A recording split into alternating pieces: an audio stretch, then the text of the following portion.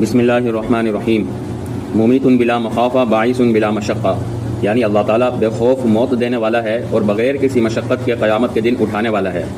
یعنی جب اللہ تعالیٰ کسی کو موت دیتا ہے تو اسے یہ خوف نہیں ہوتا کہ وہ جس کو موت دے رہا ہے وہ اس کا کوئی نقصان کر سکتا ہے، یعنی اللہ تعالیٰ کا کوئی نقصان کر سکتا ہے یا اس کے عجیز اس سے بدلہ لینے پر آمدہ ہو سکتے ہیں۔ اسے اس طرح کا کوئی خوف نہیں ہوتا، بلکہ بغیر خوف وہ موت دیتا ہے، کیونکہ خوف ہونا یہ عاجز ہونے کی دلیل ہے، اور اللہ تبارک و تعالیٰ قادر مطلق ہے، وہ عاجز نہیں ہو سکتا۔ اسی طرح حشر کے دن جب وہ اٹھائے گا تو بغیر کسی مشقت کے اٹھائے گا۔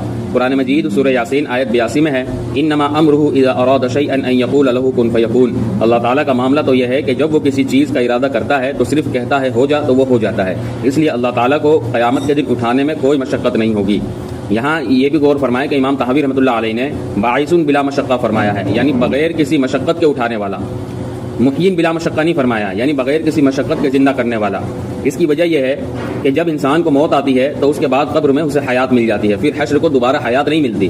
اس لیے قیامت کے دن اٹھنے کا مطلب یہ ہے کہ قبر میں وہ شخص زندہ تھا مگر وہ حیات ظاہری نہیں تھی، اور اب اسی زندگی کے ظہور کے ساتھ میدان محشر میں وہ جمع ہو گیا۔